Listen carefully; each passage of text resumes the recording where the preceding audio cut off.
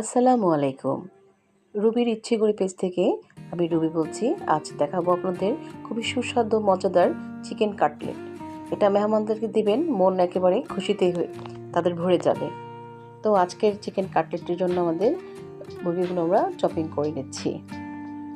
তো মুরগি চপিং হচ্ছে, এখন আমি ধনেপাতা এবং পুদিনা পাতাগুলো নিলাম, ওগুলো কুচি করে নিচ্ছি। এটা দিলে খুবই সুঘ্রাণ আসে, খেতে খুব ভালো লাগবে। সাথে কাঁচামরিচ কুচি করছি। তারপর মুরগির মাংসের সাথে আমি চপিং করা পেঁয়াজ, ধনেপাতা, পুদিনা পাতা এবং কাঁচামরিচগুলো আমি দিয়ে দেব। সাথে একটু লেবুও দিয়ে দেব, কারণ লেবুর পেস্টটা দিলে যে মুরগির র ভাবটা চলে যাবে। এবং সাথে আছে গরম মশলা, ধনিয়া গুঁড়া, হলুদ মরিচ এবং জিরে গুঁড়ো। সাথে আছে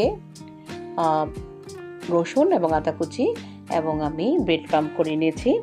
সাথে ময়দা এবং 2টা পাউরুটির পিস নিয়েছি, এগুলো বাইন্ডিংয়ের জন্য খুবই দরকার। এখন আমি সব মশলাগুলো একসাথে মিলাবো। একটু টক দই দিয়েছি আমি এবং লবণ। টক দইটা দিলেও ভালো লাগে, জুসিনেসটা থাকে। এগুলো সবগুলো আমি এখন মাখিয়ে নিচ্ছি।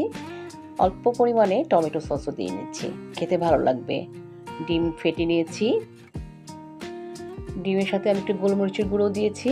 সাথে ময়দার সাথে আমি দিয়েছি কর্নফ্লাওয়ার, লবণ। এখন আমি বাইন্ডিংয়ের জন্য এগুলো প্রস্তুত করলাম। আর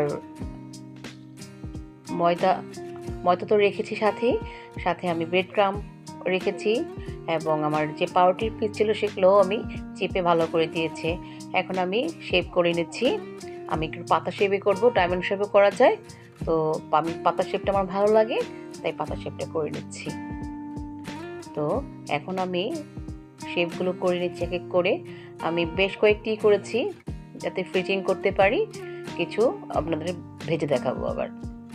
তো এগুলো আমি ময়দায় গড়িয়ে, তারপর একটু ডিমে চুবিয়ে এখন ব্রেড ক্রাম্বে আমি ভালো করে লাগাচ্ছি।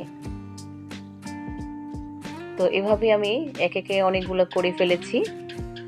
আমি প্রথমে ডিমে লাগিয়ে, ময়দা লাগিয়ে আবার ডিমে দিই, তারপরে ব্রেড ক্রাম্বে দিই, তাহলে ডাবল কোটিং হলে খেতেও ভালো লাগবে, মুচমুচে লাগবে।